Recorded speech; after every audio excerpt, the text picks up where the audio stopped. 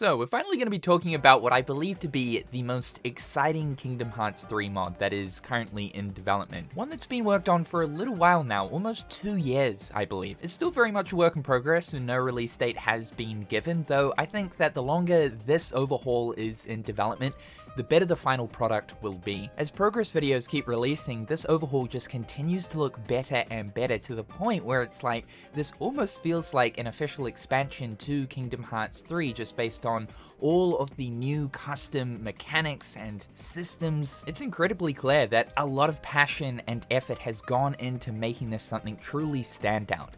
This is known as Better Days. This is coming from a very small group of known modders within the Kingdom Hearts community going by the name of Team Days. The project has been led by Discount, known for the excellent Project 14 Xion Overhaul mod, which I previously covered on the channel.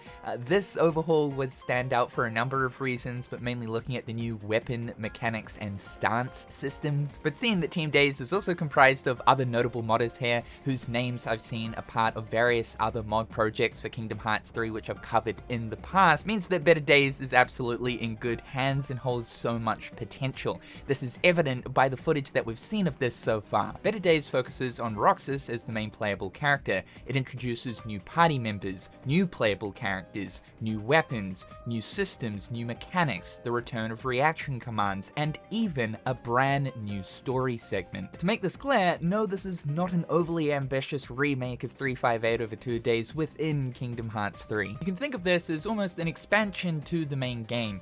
There is an actual new story that's being told here where it takes place after the events of Kingdom Hearts 3, where Xion, Axel, and Roxas, along with some other characters, are diving into data recreations of the worlds that Sora visited throughout Kingdom Hearts 3. This is to find clues for Sora's whereabouts. These new story segments are presented through hand-drawn sprite cutscenes. Hey, wait a minute! This is crazy because while we do have a ton of different Total Overhaul mods for Kingdom Hearts 3 allowing us to play as numerous different custom characters, we've never had one that actually introduces a brand new storyline to the game. It's unclear though just how much of the story progression will be custom. Of course, we have to keep expectations in check and be realistic about this. But it looks like the Twilight Town Mansion basement computer room is like a hub of operations, and from there you can access the computer to dive into different worlds. There's a part of the story where you go to the breezy quarter area of Scarlet's Kylum, and rather than having to find 5 of Kairi's heart fragments, we have to find 5 nobody emblems.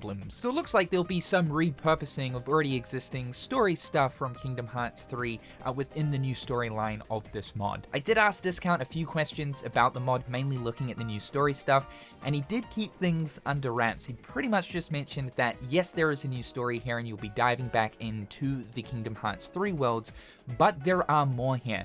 There are new areas to explore. We've seen a couple here. The first one is the world that never was, that was shown in the most recent showcase, which is super cool to see that, but also the system sector from Kingdom Hearts Recoded. These appear to be new, unique challenges that you can discover while you're exploring worlds. Although this is probably subject to change, I did notice that the save point has been redesigned to be a bunch of like data cubes now, which makes sense given that we're in technically data versions of the worlds. Worlds will contain brand new collectibles to find though, looking at collectible cards that will go into what's known as Xion's card binder. The cool thing about this is these cards contain custom artworks from the Kingdom Hearts community, and collecting a certain amount of them will offer up unique rewards as shown by the next reward gauge down the bottom of the card binder.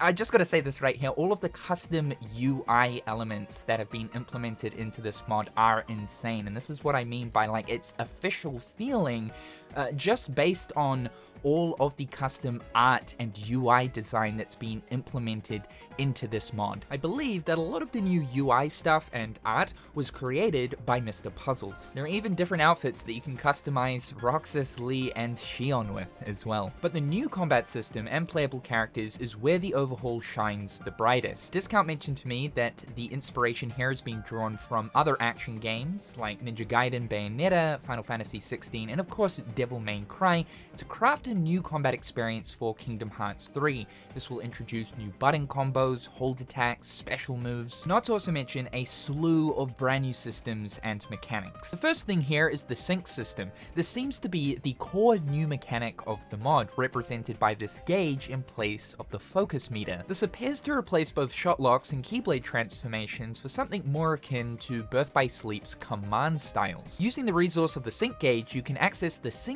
menu by holding down L2. Here you can activate light sync, dark sync, dual sync, or a unique ability exclusive to the current weapon you're using. Activating one of the 3 sync options here throws Roxas into almost like a form change or command style form, slightly changing up his moveset and providing brand new effects. To give you an example of this, 01, the Keyblade from Kingdom Hearts Recoded, is here in this mod, and its 3 different sync types are antivirus, virus, and debug. The movesets of all 3 of these sync types are totally different. Antivirus is quicker, multi-hitting attacks. It can also apply a stacking debuff that explodes when the enemy is hit enough times. Virus consists of slower, harder heavy hitting attacks using a fist weapon of sorts. It also applies a damage over time effect. And debug can morph into various different weapons similar to Nano Arm's Keyblade transformation. The unique sync command here is speed combo, literally from Recoded, with the exact same UI design. You have to press the corresponding button prompts that appear on screen in order to increase the combo limit to unlock the final finisher move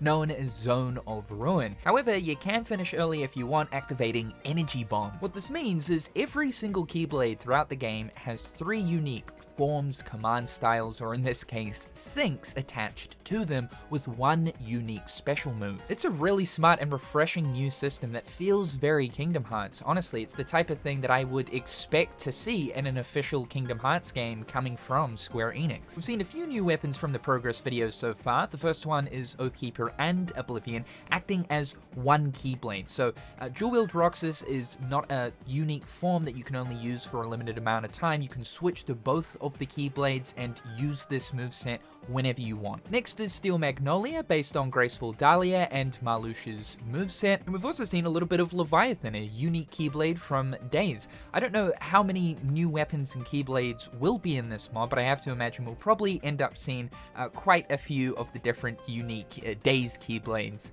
implemented here. Another cool thing is a lot of these new Keyblades and weapons also introduce new use cases for magic. So magic across the board will work a little bit differently depending on which weapon you currently have equipped. We can also see that there are new magics like light and darkness. The sync gauge though has another use, and get ready for this.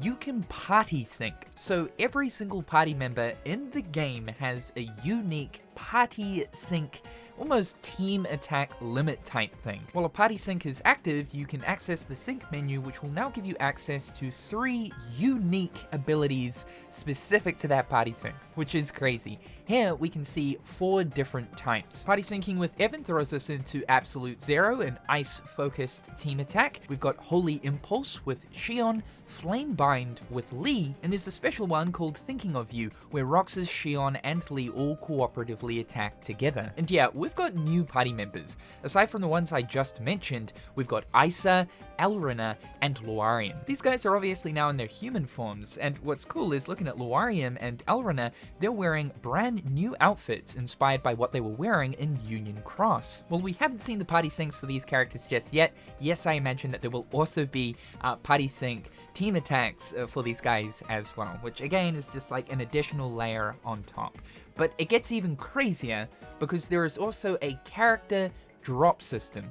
Don't worry, it's not the drop system from Dream Drop Distance, though it does share the same name. While in combat, you can scroll down to the bottom of the command menu and drop into playing as one of your current party members. This gives you access to, again, a completely new moveset, taking control of how that character fights, the way that they use magic, and even their very own sync menu using the sync gauge. At this stage, I'm not sure what the cost is in order to activate a drop, whether it's MP or sync. But you'll notice when you're playing as another character, there is now a drop gauge at the top left of the screen indicating how much time you have left before you'll drop back in as Roxas. So these guys can only be used for a limited amount of time. And it looks like when you drop in as another character, all of your party members are temporarily removed. So far, we've seen Xion, Lee, and Isa playable, but I have to imagine that this system is going to apply for all of the new party members that will be available in the mod. This really is just hitting insane levels of wacky-do, because I think we've always envisioned a Kingdom Hearts game that allows us to switch to a party member and actually play as them. And it seems like it's working so perfectly here, integrating the sync system with the unique attacks. So like, not only do you have all of the different Keyblade syncs and party member team up syncs, but you've then also got the drop character system with their own sync attacks as well. Like, this is ridiculous. And even furthermore, it seems like all of these new playable characters have like a unique perk system of sorts. So Lee, for example here, he's got a guard gauge next to the command menu, and every single time he pulls off a guard or a block, this increases. As it increases, it augments and strengthens the power and radius of his next counterattack. Xion has a speed meter. Every single time she lands an attack, this meter increases, increasing both her movement and attack speed up to a max of 130%. And Isa has a special charge gauge, allowing you to hold down the attack button to charge up the amount of damage his next attack will dish out. It is genius! But I'm about to slap you with another one because Days Riku is here. However, he works a little bit differently compared to the other characters, as he doesn't have a sync gauge. He can swap between both Way to the Dawn and Oblivion, both of which have unique movesets. But you'll also notice that there are Chain of Memories cards at the top of his command menu. These are his current amount of slight points. Activating the sync menu will actually bring up the slight menu, which gives you access to 4 different abilities unique to either Way to the Dawn or Oblivion that will cost a certain amount of slight cards. This is ridiculous. Like, look how good, again, the UI looks. Like, it looks like Square Enix threw this together. Like, what the is going on with this mod? I got no doubt in my mind that this is going to be like the Kingdom Hearts 3 equivalent of Kingdom Hearts 2's Project Nobody May Cry, which is commonly deemed as probably the best overhaul mod for that game. Riku's also got a unique limit system, which is of course from Days. As he either receives damage or guards attacks, the limit gauge will increase. Once it's maxed out, you'll be able to perform a special limit break. This is a series of really strong, fast attacks, which again are different based on whether you're using Way to the Dawn or Oblivion. Oblivion has Darkstrom, and Way to the Dawn has Ghost Drive. Also, I haven't even mentioned reaction commands. Some characters at certain parts of their combos or for a finisher, triangle will pop up to perform a specific kind of move. There's also some unique ones for specific enemies, like the large body's full swing that have returned. Look at Isa, when he's your party member, if he were to perform the attack where he throws his claymore into the ground, it will remain in the ground for a few seconds. This then allows you to perform the Kingdom Hearts 2 Berserk reaction command. So it should be pretty obvious by now that there is something really special and just different about this overhaul, I guess, compared to others. I think it's a case of the new systems and mechanics. There is just so many here, and the way that these are presented. Well, we absolutely haven't seen all the mod has to offer just yet. Based on what we have seen, it is looking like a very natural feeling expansion to the game. I also love how the UI is clearly inspired through Kingdom Hearts 2. That right there is just straight up the Kingdom Hearts 2 OG command menu, and even looking at the camp menu as well, it's been slightly redesigned to appear a little closer to Kingdom Hearts 2's. You know what? F it. There's one new mechanic I can talk about here, a sprint function. You can now sprint.